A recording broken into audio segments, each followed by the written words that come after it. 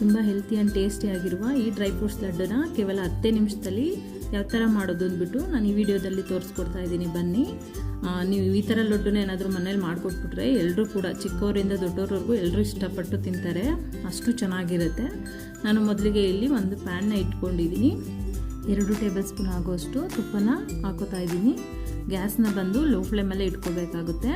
ಇಲ್ಲಿ 200 ಗ್ರಾಮಷ್ಟು ಬಾದಾಮಿ ಮತ್ತು 200 ಗ್ರಾಮಷ್ಟು ಗೋಡಂಬಿ ಎರಡನ್ನೂ ಕೂಡ ಮೀಡಿಯಮ್ ಸೈಜಲ್ಲಿ ಕಟ್ ಮಾಡ್ಕೊಂಡಿದ್ದೀನಿ. ನೀವು ಯಾವ ಸೈಜ್ಗಾದರೂ ಸರಿ ಕಟ್ ಮಾಡ್ಕೊಳ್ಳಿ. ಅದನ್ನು ಮೀಡಿಯಮ್ ಲೋ ಫ್ಲೇಮಲ್ಲೇ ಇಟ್ಕೊಂಡು ಈ ಥರ ಫ್ರೈ ಮಾಡಬೇಕಾಗುತ್ತೆ. ಅದು ಸ್ವಲ್ಪ ನಿಮಗೆ ಫ್ಲೇವರ್ ಗೊತ್ತಾಗ್ತಿರುತ್ತೆ ಫ್ರೈ ಮಾಡಬೇಕಾದ್ರೆ. 1-2 ಮಿನಿಟ್ಸ್ ಫ್ರೈ ಮಾಡಿದ್ರೆ ಸಾಕು. ನೆಕ್ಸ್ಟು ಅದನ್ನು ಇನ್ನೊಂದು ಪ್ಯಾನ್ಗೆ ಚೇಂಜ್ ಮಾಡ್ಕೊಂಡಿದ್ದೀನಿ.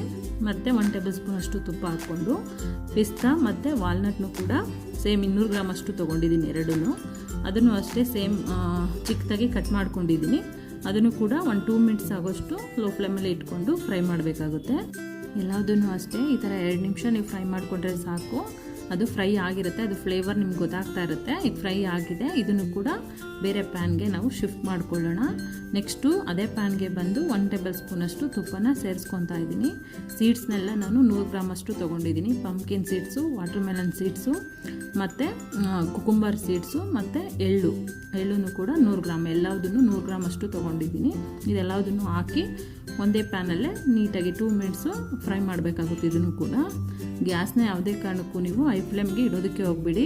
ಎಲ್ಲ ಫಸ್ಟಿಂದ ನೀವು ಲಾಸ್ಟ್ವರೆಗೂ ಲೋ ಫ್ಲೇಮಲ್ಲೇ ಇಟ್ಕೋಬೇಕಾಗುತ್ತೆ. ನೋಡಿ, ಈಗ ಫ್ರೈ ಆದಮೇಲೆ ಸ್ವಲ್ಪ 150 ಗ್ರಾಮ್ ಅಷ್ಟು ನಾನು ಗಸಗಸೆನ ತೊಗೊಂಡಿದ್ದೀನಿ. ಮತ್ತು ಡ್ರೈ ಕೋಕೋನಟ್ನ ಬಂದು 100 ಗ್ರಾಮ್ನಷ್ಟು ಡ್ರೈ ಕೋಕೋನಟ್ನ ತೊಗೊಂಡಿದ್ದೀನಿ. ಇದೆಲ್ಲದನ್ನು 1 ನಿಮಿಷ ಹಾಕಿದ್ಮೇಲೆ 1 ನಿಮಿಷ ಫ್ರೈ ಮಾಡ್ಕೊಳ್ಳಿ ಸಾಕು.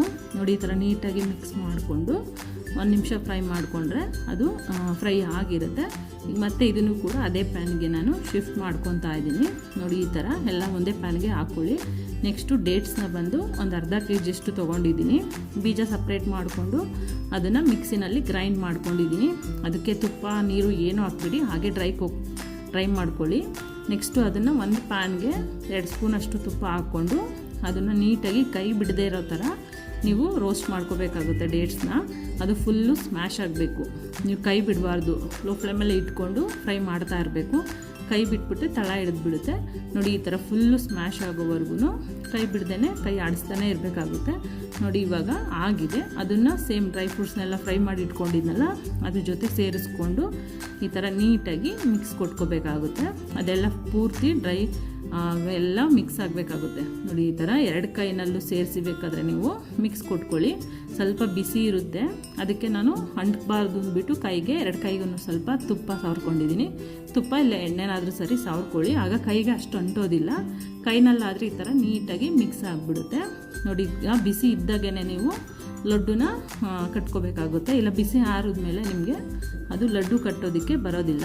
ನಿಮಗೆ ಯಾವ ಸೈಜಲ್ಲಿ ಬೇಕು ಆ ಸೈಜಲ್ಲಿ ನೀವು ಲಡ್ಡುನ ಕಟ್ಕೋಬೋದು. ನೋಡಿ, ಈ ಥರ ನಿಧಾನಕ್ಕೆ 2 ಕೈಗೂ ತುಪ್ಪ ಸಾವ್ರ್ಕೊಂಡು ಈ ಥರ ನಿಧಾನಕ್ಕೆ ಲಡ್ಡುನ ಕಟ್ಕೊಂಡ್ರೆ ಡ್ರೈ ಫ್ರೂಟ್ಸ್ ಲಡ್ಡು ಕೇವಲ 10 ನಿಮಿಷದಲ್ಲಿ ನಿಮ್ಮ ಮನೇಲೆ ಈ ಥರ ನೀವು ಈಸಿಯಾಗಿ ಮಾಡ್ಕೊಂಬಿಡ್ಬೋದು. ಈಗ ಮಕ್ಕಳಿಗೆ ಲಂಚ್ ಬಾಕ್ಸ್ಗೂ ಕೂಡ ಸರ್ವ್ ಮಾಡ್ಬೋದು.